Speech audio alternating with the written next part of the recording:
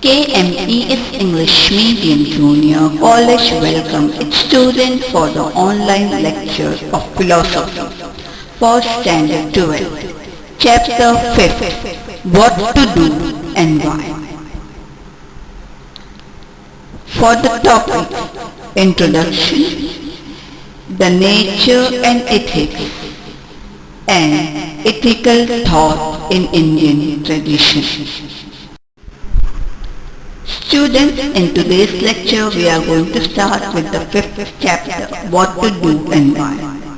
This chapter consists of following topics: Introduction, the nature of ethics, the ethical thought in Indian tradition, the ethical thought in Western tradition, and the scientific perspective. But in this lecture, we are going to deal with the introduction, nature, and ethical thought in Indian tradition only.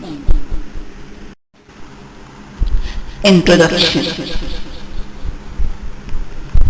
From morning when we wake up till night when we go to sleep, all the time we keep on doing something or other. Only when we are sleeping we are inactive. Otherwise we are constantly doing something. But one, what are we exactly doing? Second, why are we doing it so? Third, how are we doing it? We never think of this. Some of our actions are just done habitually. Some are done as it is told by the other. Some are the result of our own decisions. Sometimes our natural instincts are responsible for our behavior, whereas sometimes our emotions are responsible. There are two forms of action. One action is involuntary action and another is voluntary action. Involuntary actions are mechanical. We do not have complete control over them. Involuntary actions are due to free will. They can be good or bad, right or wrong. Most of them we try to perform action following the rule taught to us about the morally right or what is wrong. That comes under the moral law. If we look to our own behavior, we will notice that at times our behavior is determined by the teaching we have received through moral law or by conditioning that has happened over a time. For example, while traveling in a bus, if we see an old man standing by, we quickly get up and give him our seat. But occasionally, we have to go out for a movie with our friends. That time, we literally tell lies with our friends, with our parents, that we are going for study. We do not think what we are doing, whether it is right or wrong. Sometimes we wonder exactly what would be right thing to do or whether what our friend is doing is right or wrong. For example, during exam, your close friend asks you to show an answer of some question. You face a dilemma about what has greater value, the friendship or the rule of exam. How should one exactly think in such situation? The ethics provide us with a guidance regarding the basics on which right decision can be taken. So, students, let us look at the nature of ethics. The nature of ethics. 1. The function of ethics is to explain how to evaluate whether our action is morally right or wrong or good or bad. Second, ethics examine the criteria for evaluating our action. Third, there are mainly two criteria. One, or A, the purpose with which an action is performed. B, the consequence of the action.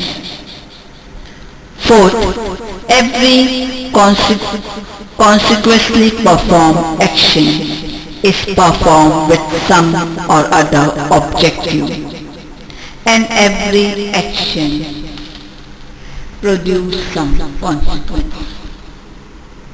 Fifth, the intention and the consequence are not necessarily interconnected. If they are related, then one may say that the desired consequences are achieved. But sometimes there are consequences that are unforeseen or unexpected to the doer. For example, when some people witness an accident, they run to help the accident victim. But if they do not know what exactly to be done in such a situation, they might unintentionally harm the injured, through their action. If we evaluate this example on the basis of intention, then the action taken could be considered right. But if we consider its consequence, then it would be wrong. Many times we answer the question, what should be done, with the help of moral law. These laws are derived from years of experience and from the reflection based on them. But sometimes a situation arises where there is right to make expectations of the law, while sometimes we find that two laws recommended two opposite actions. The law states that you should feed the hunger, but in certain case of treatment of specific disease, not feeding a patient is beneficial, even if he is hungry during the treatment. Due to this, one has to make an expectation of the law. The law states that one should never lie and one must say a lie whenever it is possible to do so. But in an expectational cases, the question arises as what to do if one cannot say one lie without lying. The law that makes for a particular society in a particular period for a benefit of the society has a historical context. In every period, following this law in specific circumstances is beneficial for an individual and the society. But at times, even if the circumstances change drastically, the law remains unchanged. At that time, they do not prove to be beneficial. The traditional practice and custom, the do's and don'ts of religion, the laws made by the government, all these are mostly made for the betterment of the society. From time to time, they need to be critically discussed from an ethical perspective. Accepting this law blindly may be harmful to the society. The study of ethics provides guidance about how to examine action, rules, values, and what factors are to be considered in this regard and why. For a good life, ethics is as important as the moral conduct. For explanation and discussion is the Importance of philosophy. The study of ethics is very important for all of us, since we all desire a good life. For this purpose, the ethical concepts discuss the concepts that have been presented in the Indian philosophy. So let's study the ethical thought in Indian tradition.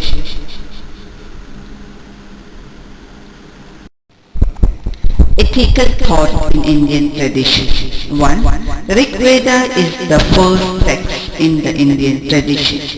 Second, the concept of Ruta is one of the most fundamental concepts in Indian ethical thought.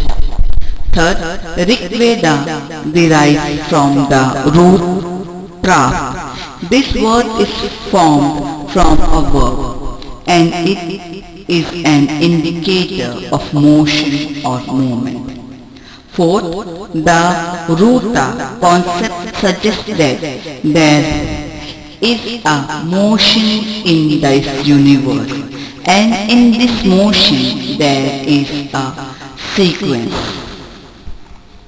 Fifth, the cycle of season found in India, that is the summer, monsoon, winter, or the cycle of day and night are example of Ruta. 6. The concept of Ruta is related to the order of nature. 7. The concept of Ruta suggests essential of a moral order. 8. According to this notion, there is an implicit order in human behavior and its consequence. 9. That is, good deeds result in good consequence, while bad deeds lead to bad consequence. 10. Man must perform action keeping this in mind. 11. The main intention is to encourage man to perform good action. 12. The accumulation of this concept of Ruta can be seen in Karma Siddhanta or the theory of karma. Law of karma. Karma Siddhanta.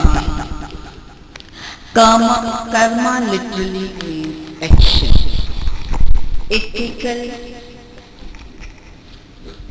Ethics is concerned with the voluntary action.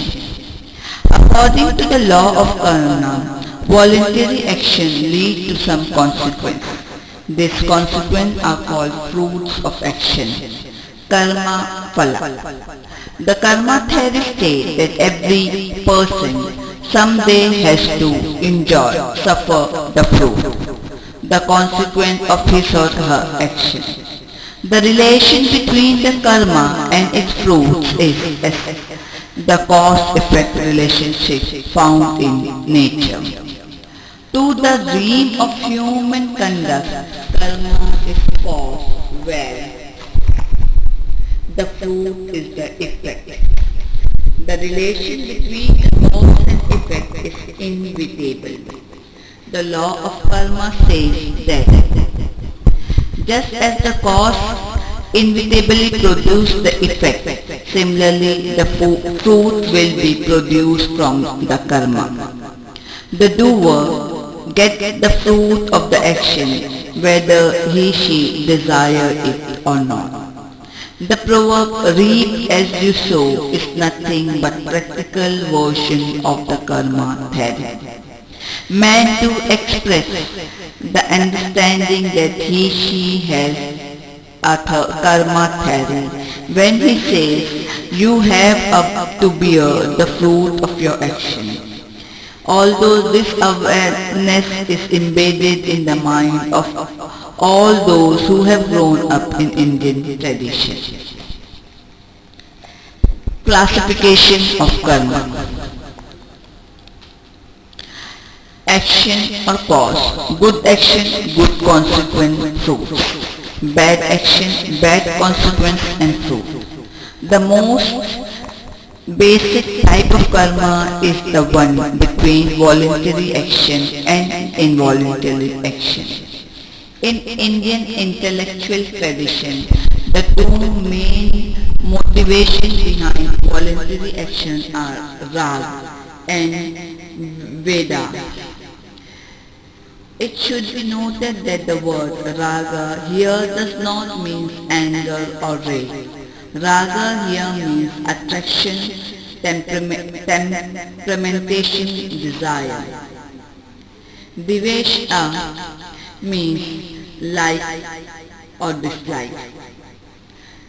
All our actions are based on the basic motives of wanting something or not wanting something. The relationship between the action performed by the doer and the fruit its produce can be explained by the karma theory. The karma theory believes that these relations work in two ways. One, the first relation, good or bad consequence of whichever action one performs are to be enjoyed, suffer by the doer. Second relation, the pleasure and the sorrow that we experience in the present must be the result of the past good or bad deed. In Indian tradition, karma theory has always been associated with the concept of rebirth. The law of karma, the fruit of the good action are good and bad action are bad. If a person enjoy a lot of happiness and satisfaction, then it is believed that his or her meritorious action, punya karma, have borne with fruits. Similarly, when person has to face pain and suffering, it is believed that it is due to the sin or bad action committed by a person. In reality, it is often seen that those who perform evil, wrong or immoral action enjoy pleasure, while those who perform good, righteous and moral action suffer. According to the law of karma, this would be impossible. The notion of rebirth offers explanation for this. According to the belief, if the cause of the happiness and suffering that people experience in the present is not found in their existing life, then they are believed to be the result of the action performed in the previous birth.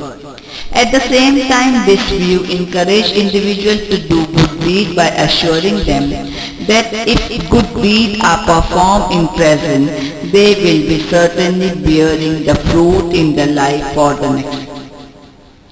In this way, we notice that the belief that the result of good action is good and the result of bad action is bad is found everywhere. But generally we do not find the notion of rebirth in the tradition other than Indian tradition. So how do these traditions explain the concept of good and bad consequence? The answer to this is according to Christianity and Islam, even if the body dies, the soul does not perish.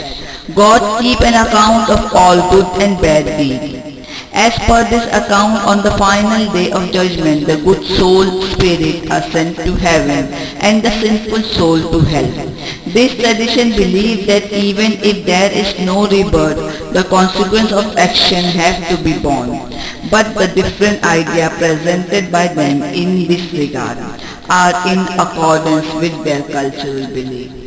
Though we have only one word, that is Indian tradition, with reference to India, it actually consists of rich and diverse heritage, as it is proudly stated in the pledge. This tradition consists of dharma, darshana, like Charvaka, that deny the existence of soul, God or rebirth.